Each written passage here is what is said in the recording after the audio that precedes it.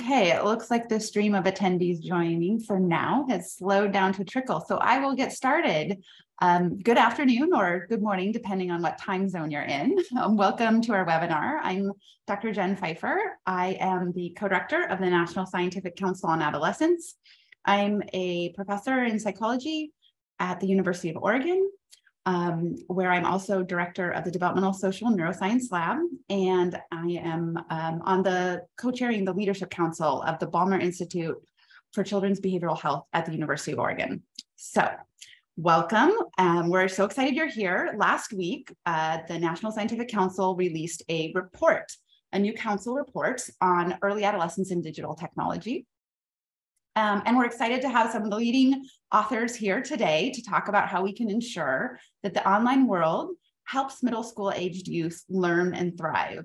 So just a little housekeeping before we begin. We'll leave time for questions in the last 15 minutes or so of the webinar. You can add your questions through the Q&A function throughout the discussion. We'll get to them at the end. We'll be recording this panel discussion and we'll have it available on the UCLA Center for the Developing Adolescents website after this session. So now I think we'll take this welcome slide down and move forward for the exciting discussion. When we're looking at digital media use, early adolescents from about ages 10 to 13 years, this is really important as youth are transitioning from childhood to adolescence at the same time that they're transitioning to a wider online world. During these years, we know that rapid changes in their bodies and brains at this time make young people especially sensitive to external social and emotional influences. So experiences and support that promote positive development and limit harm have a big impact during these years. We know that digital technology itself isn't either all good or all bad, but during early adolescence, its effects can be amplified.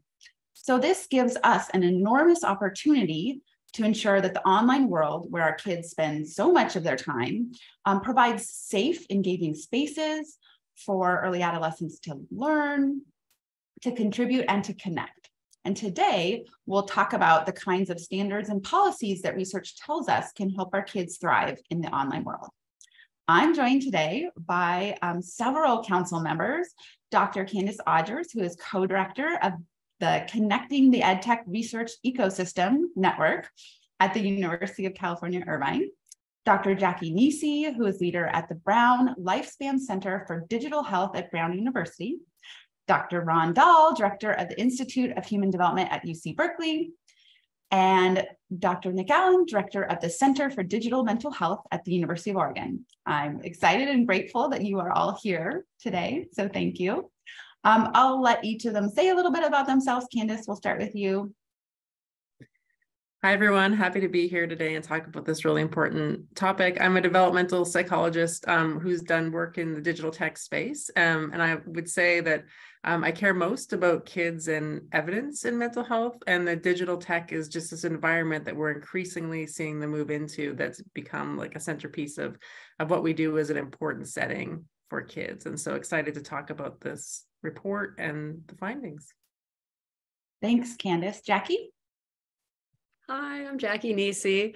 I'm also excited to be here today and talk about this report. I'm a clinical psychologist, an assistant professor at Brown University in the Department of Psychiatry.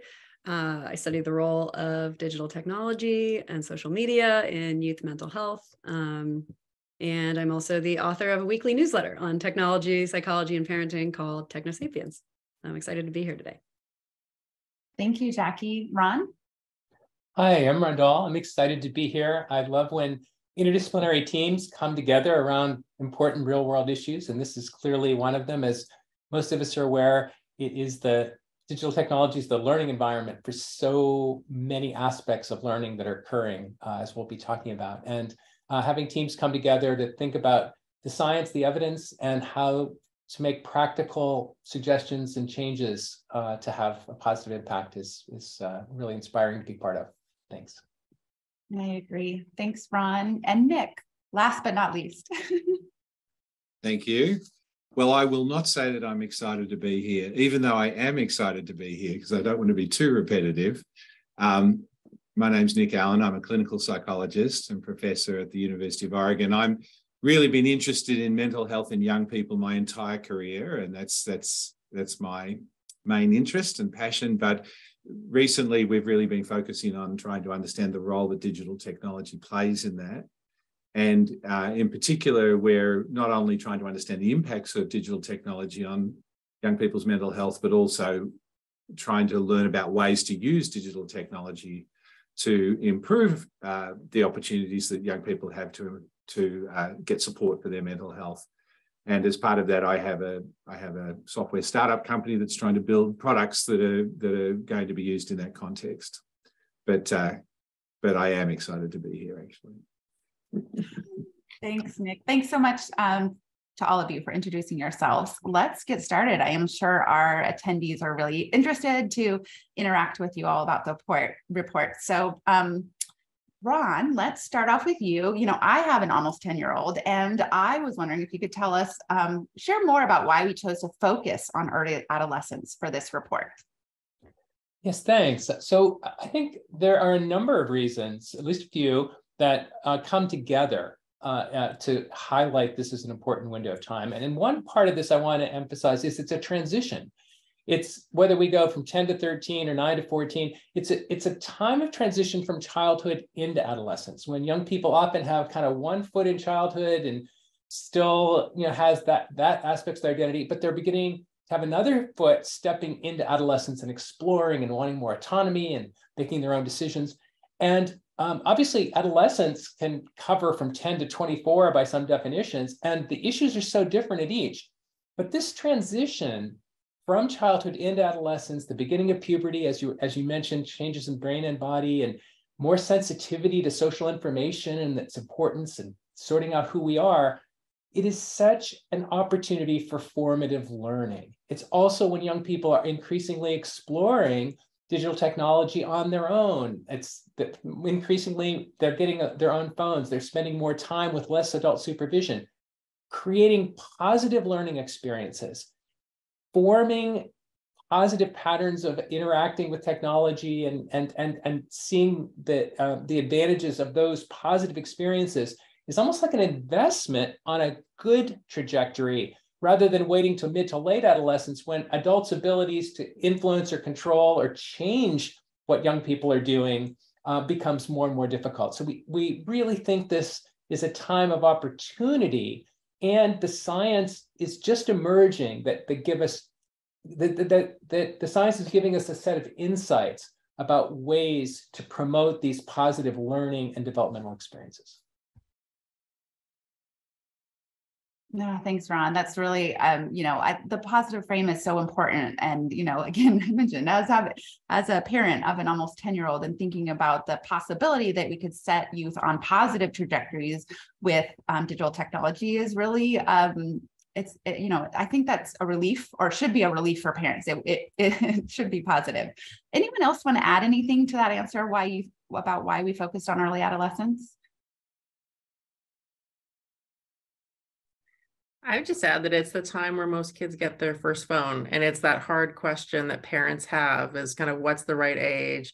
What are my kids' friends doing? And, so we wanted to weigh in on kind of what the science says and how that should inform that answer. And then what we know from the broader field of developmental science about how we can support kids to start, functioning in that new environment in a way that's healthy. Yeah, absolutely. Okay, Candice, I'm going to put you on the spot again here. You have done a lot of research on the effects of digital technology use on this age group, and we hear a lot of negatives in the news about social media, but can you tell people what the research actually shows?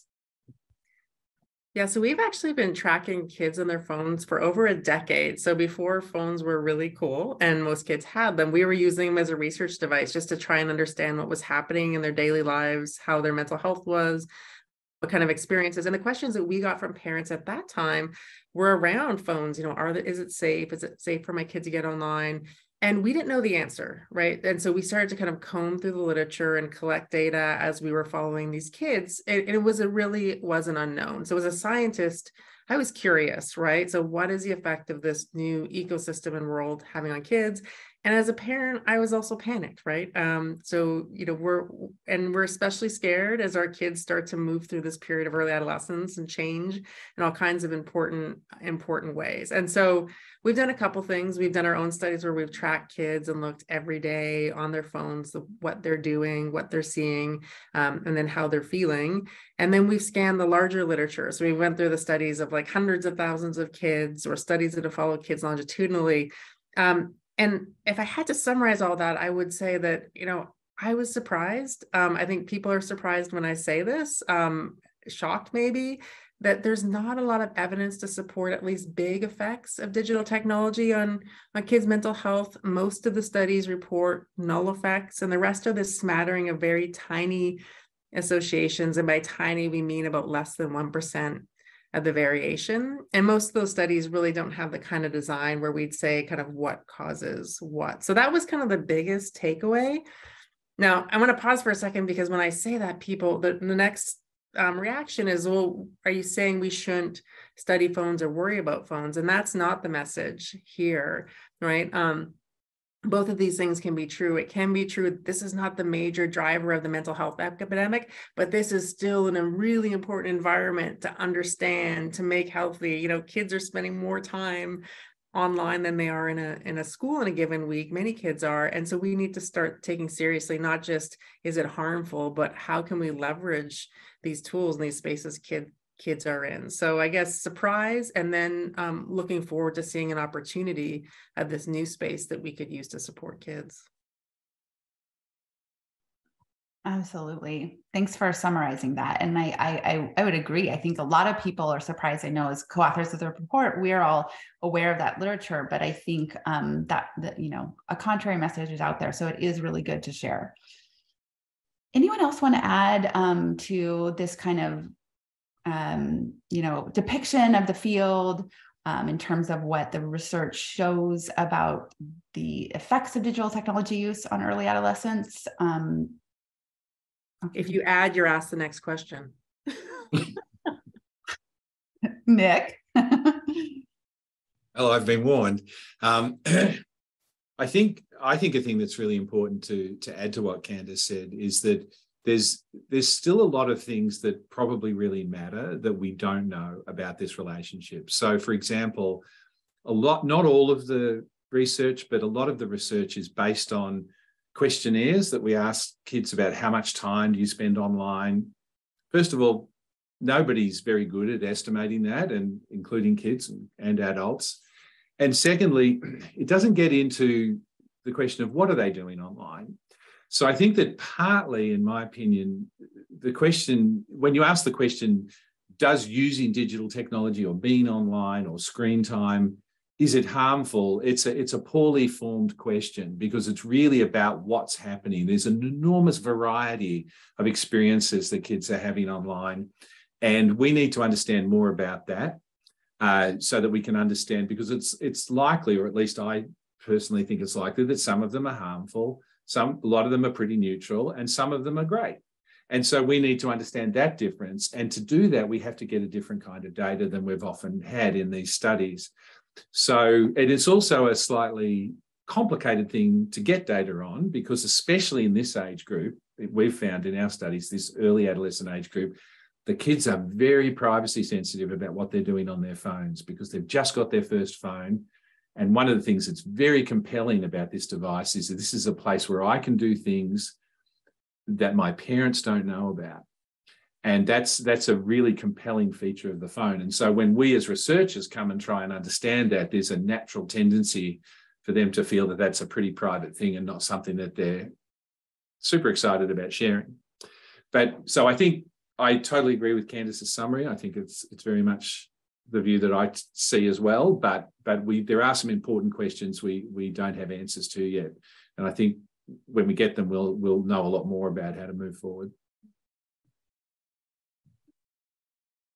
I'll just build on that with one more comment. I think, I definitely agree with everything that's been said so far. And I think, when we ask these questions about how tech is influencing adolescents, we are usually asking these kind of main effects questions about how does, time, say, on social media or on digital technology broadly impact youth mental health. But I think, as Nick said, we know that it probably depends on what they're doing online. But it also depends on who they are. I think that there are such huge individual differences between adolescents. I think that certain teens come in with particular vulnerabilities or particular strengths that are going to impact both how they use the technology and how it impacts them. So I think that's just another piece of the puzzle to be thinking through. And part of that is going to come down to their age and their maturity level. And that's why this early adolescent period is especially important to consider, I think. Oh, absolutely. I love the context you guys provided there. It's a really great overview for folks to understand, some of the big picture and also, a little bit of the nuances here. So Jackie, since you gave the second follow-up, I'm gonna turn it over to you here. So in the report, we make 4 general recommendations for the kinds of standards and policies for digital technology that could help middle school aged youth thrive. And the first one, which we've kind of talked a little bit about so far today, is that digital technology should support well-being. And Jackie, if you could kind of expand a little bit on how social media and other digital tech can actually be supportive for kids.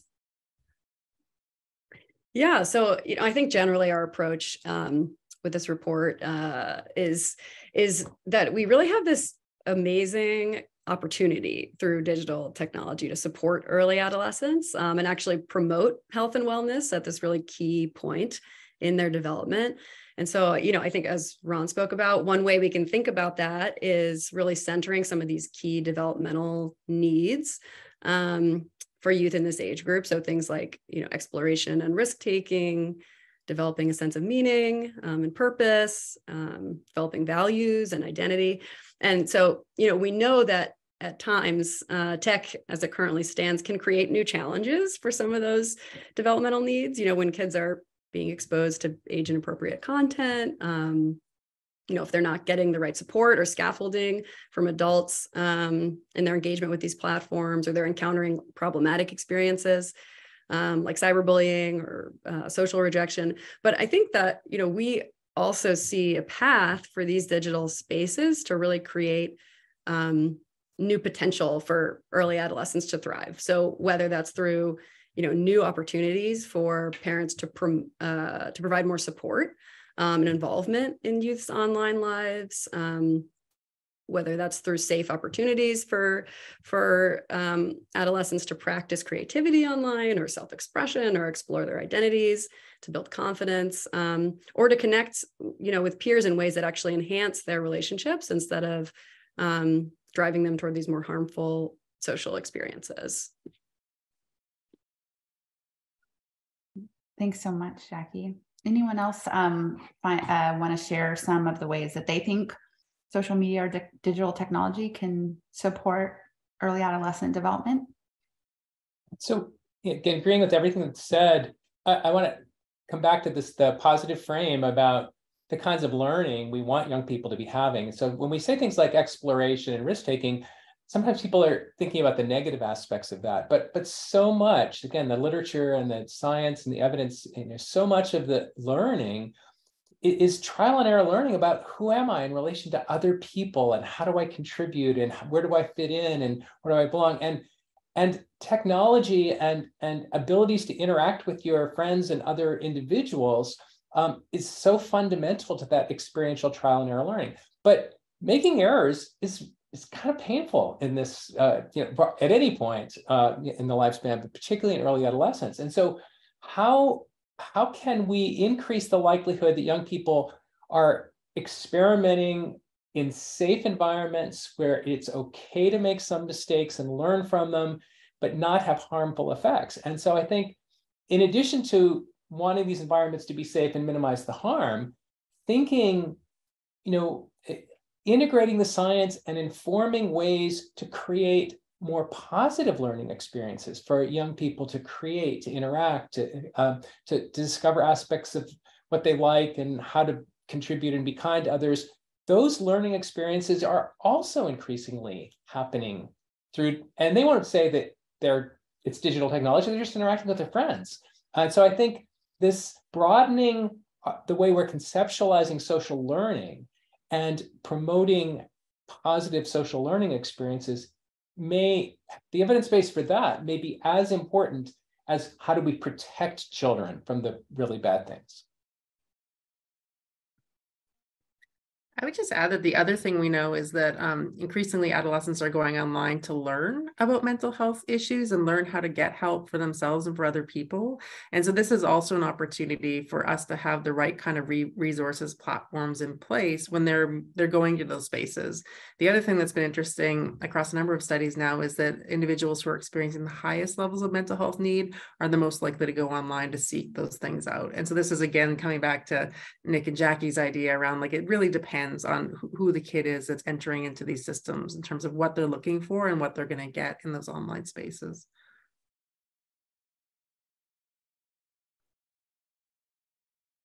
Absolutely. Well, I'm going to shake things up here, and this topic has come up in some of these responses so far. I mean, we're emphasizing that we want ways for early adolescents to learn and explore safely and have the ability to reach out and make these connections or find communities or find information that they need. But a word that we've used a couple of times already and that parents are especially concerned about is safety. So we make recommendations that focus on safety of early adolescents. Nick, could you talk to us for a bit about how do we reduce risks in digital spaces for early adolescents? Yeah, it's a good segue from what we were just talking about, actually. And I think, when thinking about the concept of safety, I want to reemphasize the point that Ron just made, which is that, adolescence, life in general, but adolescence and early adolescence in particular, does involve a certain amount of challenge and sometimes painful learning that comes from failure and things like that. So, we do want to allow digital spaces to be used for that kind of exploration and learning and social connection. So one of the ways I personally frame up this issue of safety is to ask, what are the particular features of the online environment that may be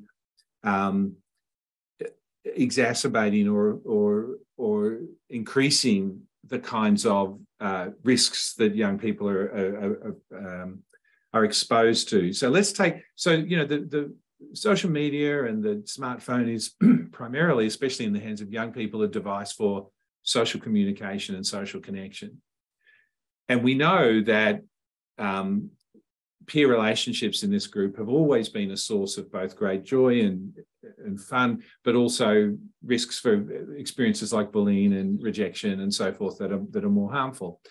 So the question you have to ask looking at the digital space is that, how is it designed? Is it designed in a way that actually makes that offline risk, that, if you like, pretty normal experience of adolescence, somehow more harmful? And I think there's a couple of ways in which it can, and therefore we need to look at it from a design point of view.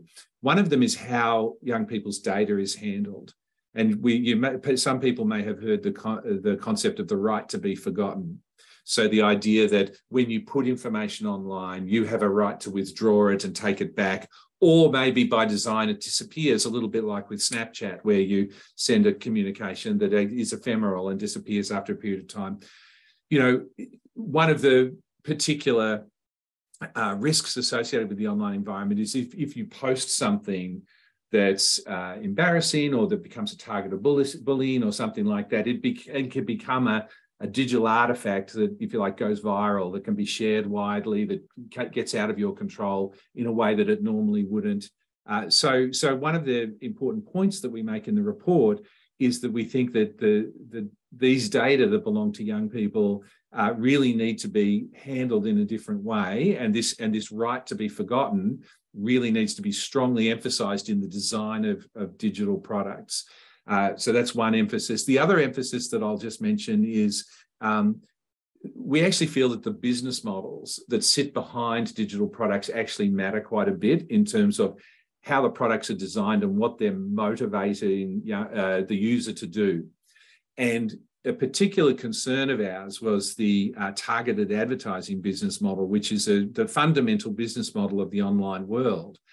And, we can see that there's, certain justifications that may apply for that business model with older people, but that there may be a different calculus that applies when you're talking about younger people, because essentially what the business model does of targeted advertising is it says that I, as the digital media company, want as much of your data about your usage of the site as I can, so that then I can inform targeted advertising directed at you.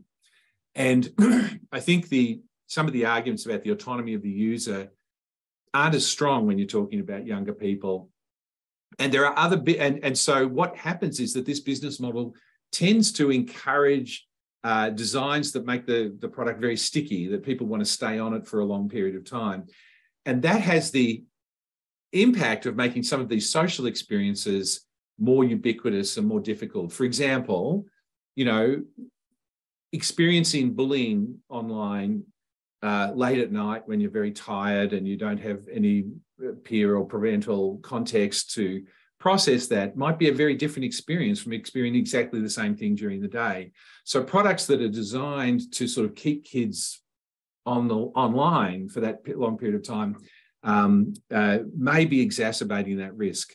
And so that's where we think the business models need to be looked at. And one suggestion that we have is that for younger people, a different business model than the targeted advertising one might be a more appropriate one for promoting ultimately design of products to be more safe. For example, a subscription model or a freemium model where there's a free level of use with a paid level of use above that may be much more appropriate. And we suggest that something that should be explored is whether targeted advertising models should be limited to older individuals.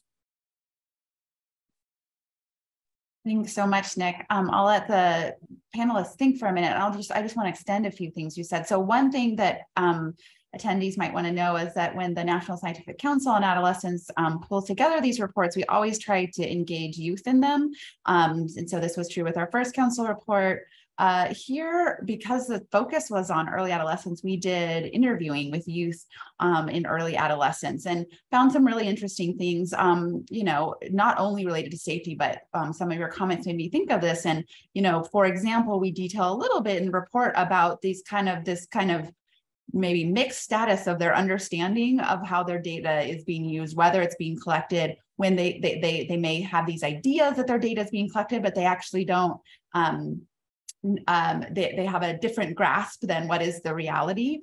And so I think it's really interesting and important to also think about ways that we can support better understanding of these topics that are related to digital technology for youth to increase our safety. And then another thought that I had that, it comes up when you talk about the stickiness of some of these apps is how it can impact other processes that are really changing a lot during adolescence, like sleep. And I'm wondering if anyone wants to just give a little nugget about digital technology use in sleep here in adolescence.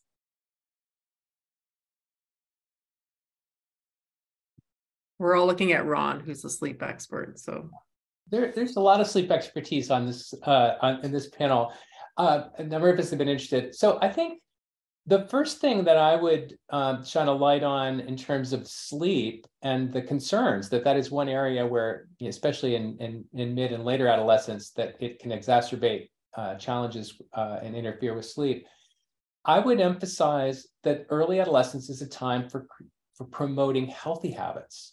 And so if we are thinking about, as we have been in a more nuanced way, how to help young people make decisions and encourage them to make decisions that may be part of healthy habits, then recognizing the importance of sleep and minimizing or the maladaptive tendencies to be up really late, to be, anxious or worried, and then feel like you need to be connected and socially, like it becomes a slippery slope to patterns of behavior that are likely to be interfering with optimal sleep. And so once again, this ability for younger adolescents to still be influenced by adults, parents, teachers, adults, and try different ways of getting what they want, interactions and social interactions and places to explore, but do it in ways that may also be aligned with healthy habits. I think sleep is a place where promoting a more balanced approach, both from the design of the spaces, as Nick's referring to, but also in terms of advice and suggestions and guidelines to recognize that late night, especially the kinds of activities that naturally pull motivation in automatically and tap into worries and anxieties, those are likely to be a pathway to more problematic use of technology. Thanks, Ron. Other thoughts from the other panelists about other elements of safety? There are quite a few more fine-grained recommendations that we make. If anyone wants to share or expand on some of those.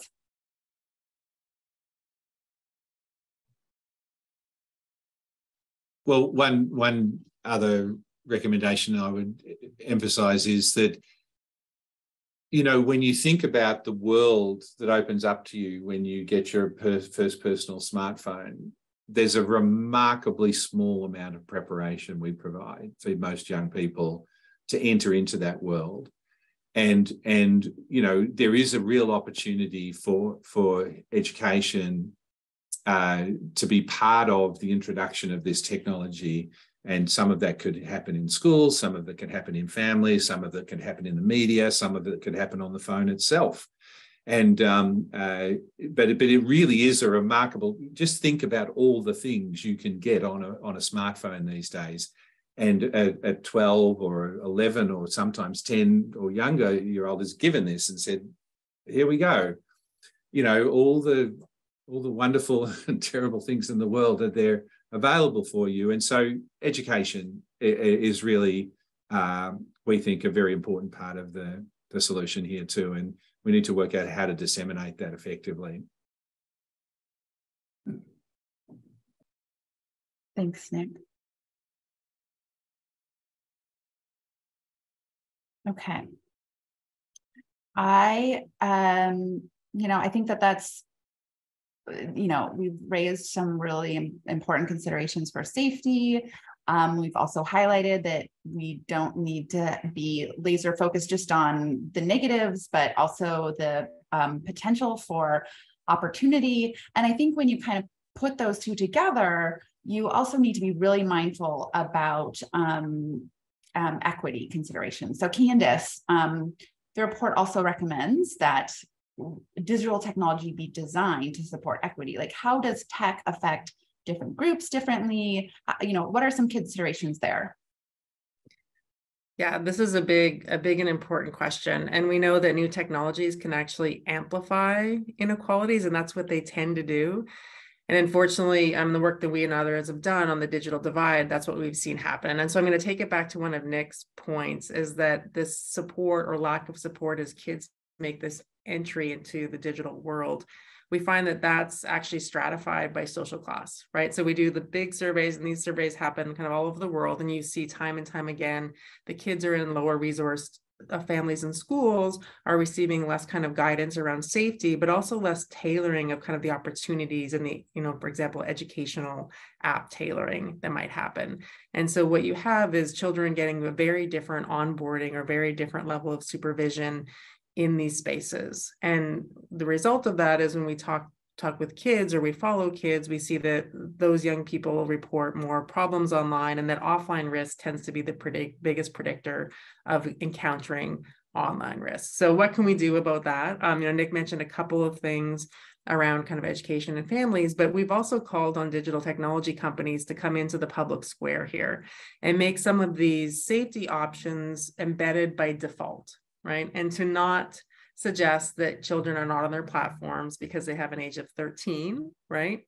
But to recognize what we all know is kids are there, and that we need to design these features in ways that take some of the onus off the parents. There was a great question in the chat from Charles saying, how do we keep up as parents? It's an impossible task to keep up with the guidelines and the regulations. And it's an impossible task if you're in a family that has two working parents, that has limited time and resources to kind of invest in supervising this model. So, that's kind of the first point. And the second point is that there's this really tricky issue where some of the groups, the LGBTQ community, for example, that report finding safe spaces in online worlds that are not necessarily available in their offline communities, right? So those are providing some of the biggest benefits and affordances, but minoritized and marginalized communities are also at the greatest risk for experiencing harassment and victimization online, right? So understanding kind of what you're looking for when you're coming into these spaces,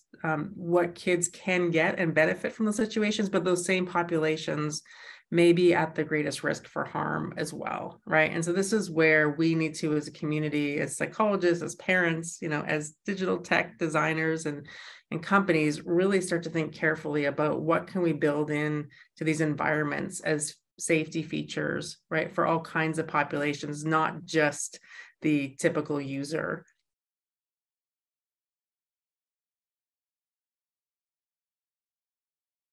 Yeah, those are excellent points, Candice. Thanks. Does anyone else want to expand on equity considerations?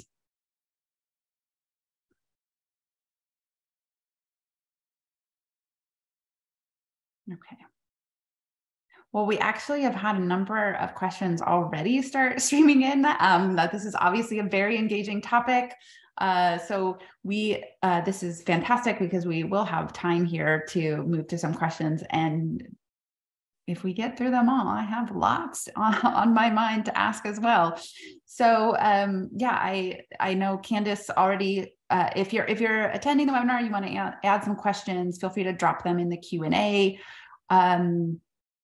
I will finish with Chuck's second question, which, you addressed this first question about how researchers and parents can keep up with the rapid and ever-changing landscape of social media apps. But I think maybe folks would like to hear our thoughts about how parents can best monitor what our kids view online. So how do we strike a balance between keeping them safe?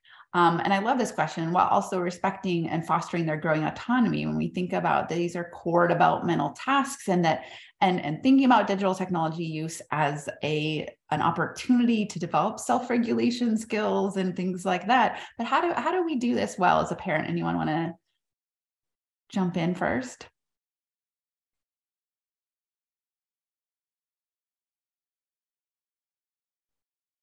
I'll jump in. I think, this is such a tricky question, and I certainly don't think there's one right answer here.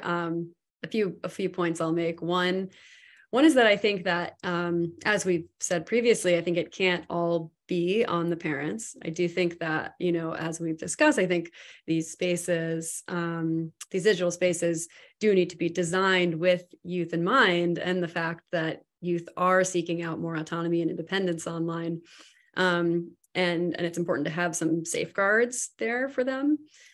In terms of parenting, the first thing I would say is just communication. I think that with monitoring, I think there's a few different pieces of it, and one piece could be actually viewing what our kids are doing online, and that is, I think, necessary in some cases and for certain ages, but I think that really can't happen in a vacuum. It has to happen with open communication, with rationale for why we're doing that, with education about the kinds of risks that and benefits that adolescents might encounter online, and sort of openness to discussing some of the pros and cons of these spaces with our kids.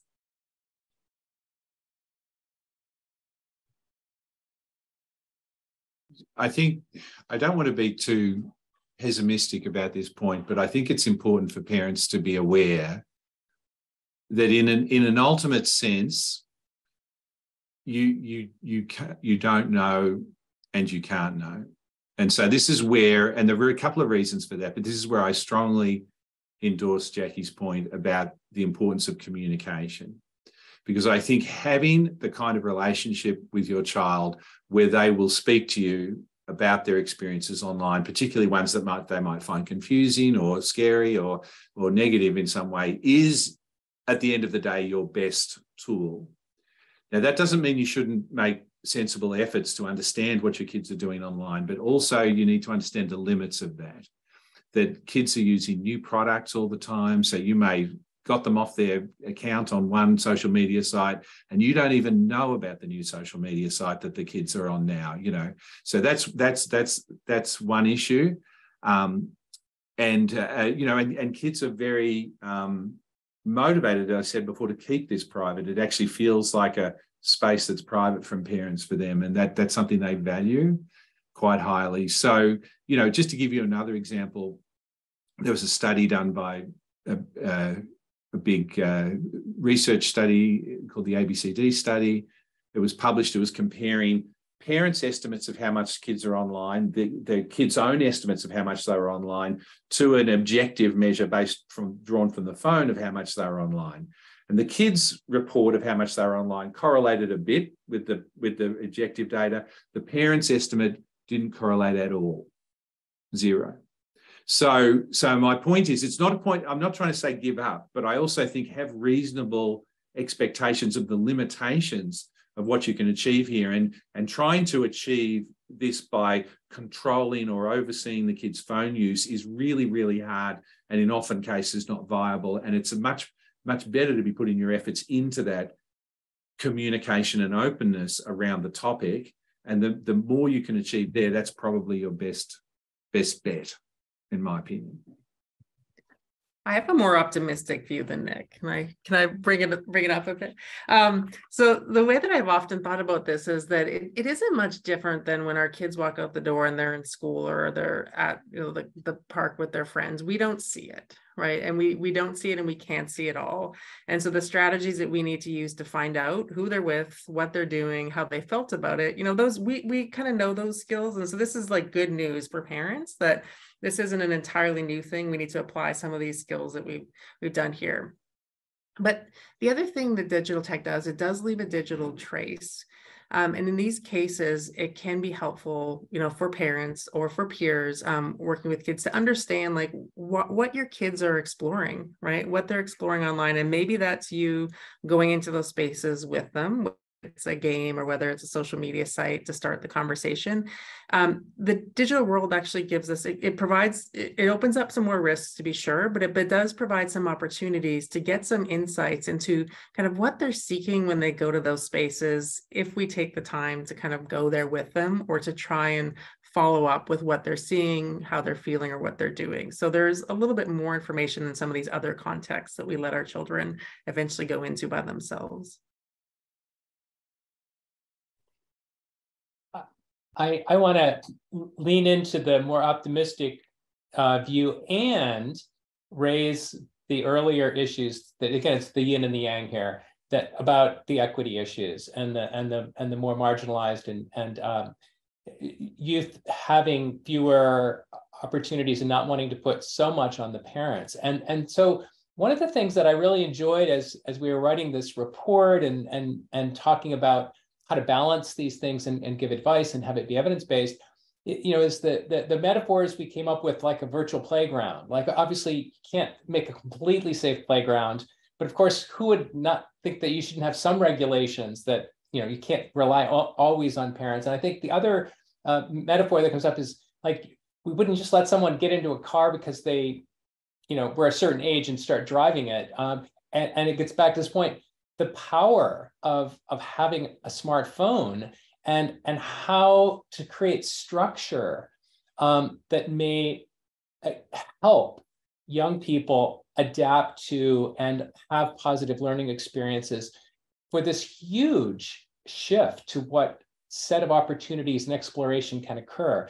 And ideally, we hope that trusted adults and parents and you know, caring individuals are going to, it's about communication. It's what Jackie said, it's what Nick said.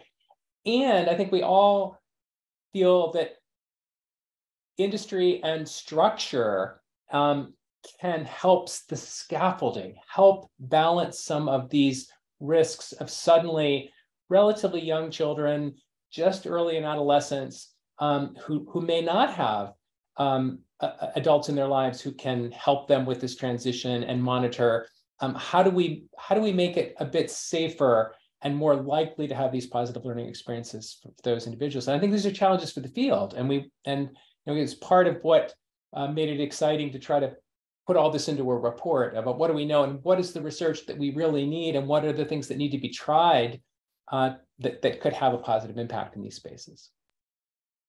Yeah, thanks so much for bringing some of those elements up into the discussion, Ron. Again, the Q&A is flowing. I'm going to bounce around kind of conceptually here and say, I feel like this is related to a question that Erin poses, saying that, often, and we mentioned this in the report, when spaces for early adolescents or children are created, they're perceived as babyish, and they're not actually attractive to that segment. How do we get the main players and designers to step meaningfully into this conversation and dedicate resources to creating spaces that are designed for well-being, spaces that youth actually want to go instead of just where parents want them to? And, how, maybe could hear from some of the panelists about, what they've seen from corporations in terms of stepping up in this way. Anyone want to take that? I know people can.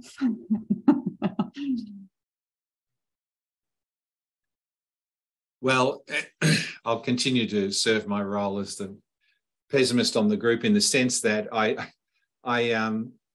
think we need to be aware that adults have a really terrible track record of trying to design things that speak powerfully to young people. And whenever we try to do something that's cool and hip and neat, we always wind up doing these things like the questioner asked that, can either look babyish or pandering or something like that.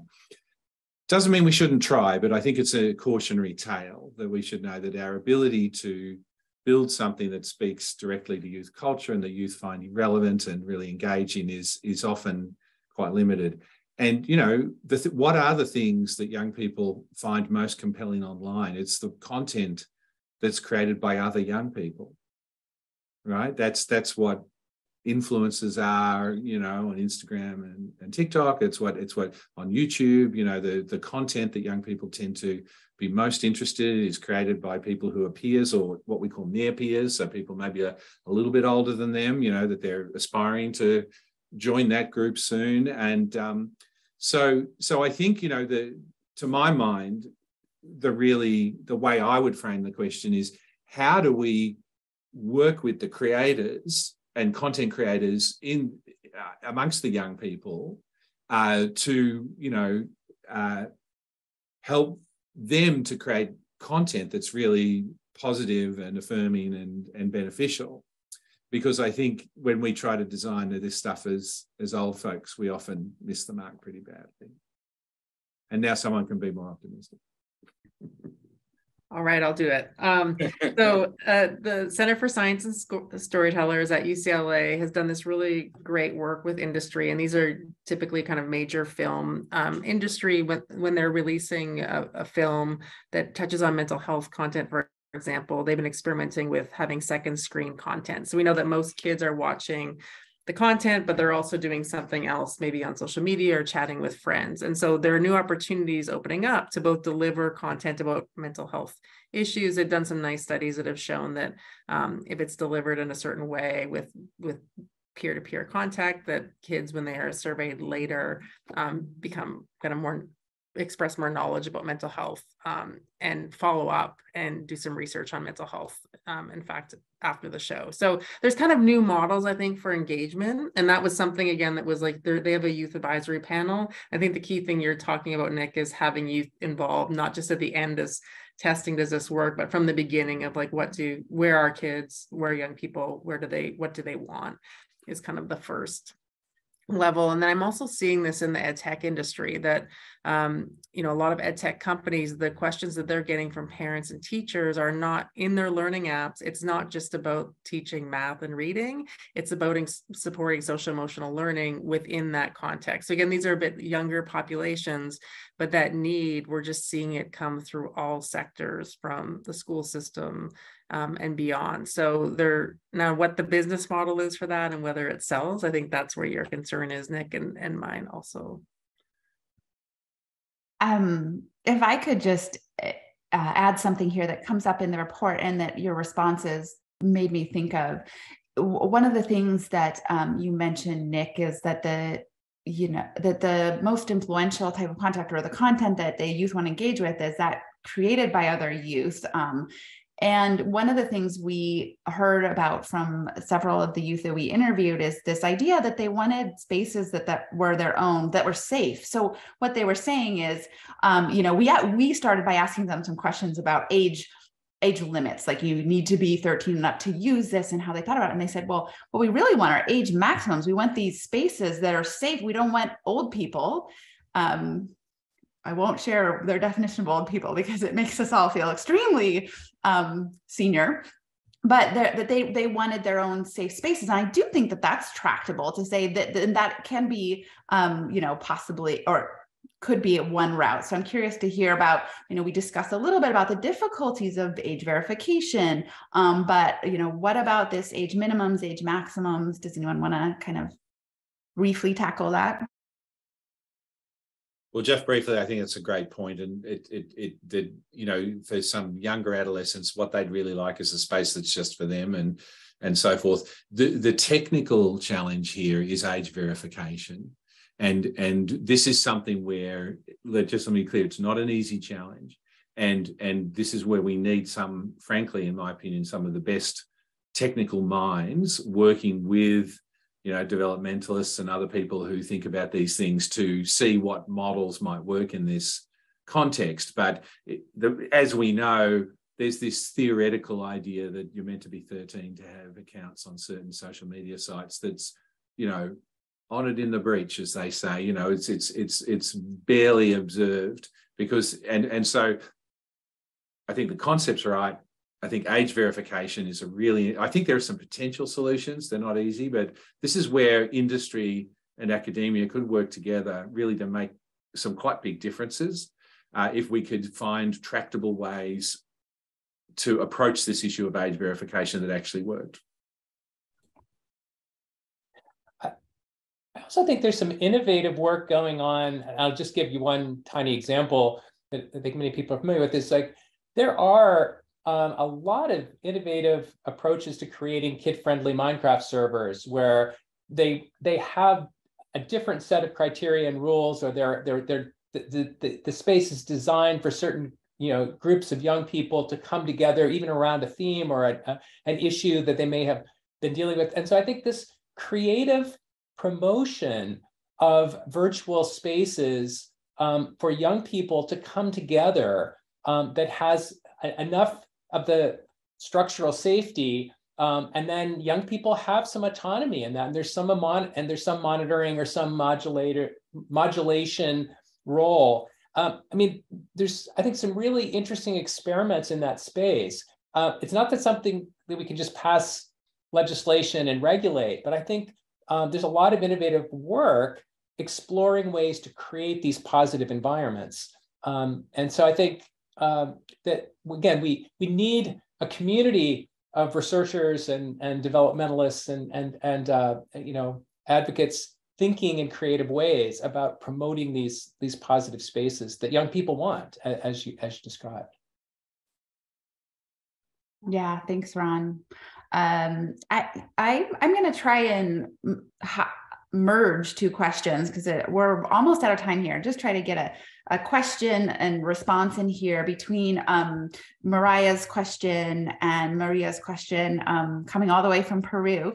But there's these questions about sort of using social media for identity construction, using it for civic expression online. How do we support that kind of engagement in a positive manner? Does anyone want to I think that's a really nice positive note to end on today. Would anyone like to answer that.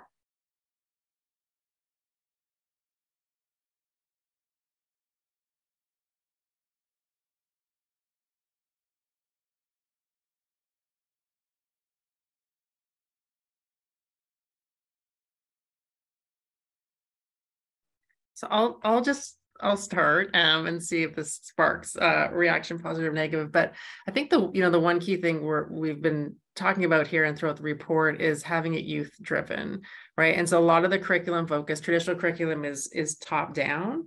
And in many educational settings, these are viewed as opportunities to see kind of what's emergent from what the kids actually want. So as researchers, we'll often think, let's design a space or a program or an intervention, and it's all evidence-based and it works in our lab, but it doesn't work in the world because kids aren't there, or young people are not there, families are not there. And so my first suggestion would be to do a work group, do a design group with the community you want to serve, right? To have those ideas in terms of even the simple questions, like whether they want to be on Discord or whether they're, want to be on some other platform. Those are critical. I mean, it's the comfort level of that community. And the more you can go into spaces where young people and their families already are interacting, the more successful those kind of exchanges are going to be, right? And then the youth-led part is the other important piece of this, right? So having them drive what they identify. We all look at the, youth climate is one example, right? So we think this generation is completely consumed with climate, but when we actually survey them, that's not where they fall out on their concerns, right? So as adults, we're concerned about youth's concerns about climate and we hold it really high, but kind of recent surveys are telling us that kids are not being drawn to that kind of content or conversation in the same way we would expect, right? So there's some assumptions that we're making as adults, and I would just say to check those assumptions and let those be generated by the specific community.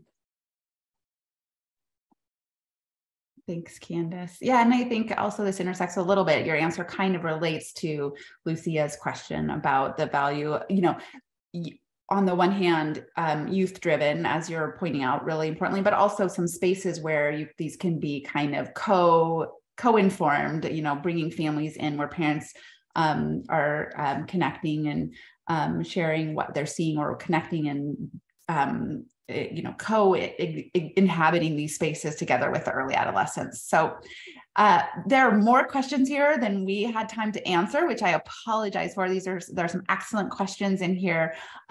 There are a lot more resources available. And as we wrap up here, what I want to do is just let people know we'll be sending an email with links to the resources that have come up in our discussion today. If you have any questions, you can absolutely reach out. Just on behalf of the National Scientific Council on Adolescence and the UCLA Center for the Developing Adolescent, we're just really grateful that you chose to spend an hour of your time with us today. And we hope that we've shared some meaningful insights for you, whether you're a researcher or a parent or a policymaker. You will be able to access this video from the session and other resources like the report directly on the Center for Developing Adolescent website later this week. And the link is actually also available in the chat. Feel free to contact our communications director, Megan Forder. And thank you so much for joining us. Have a great rest of your day. Thank you, panelists.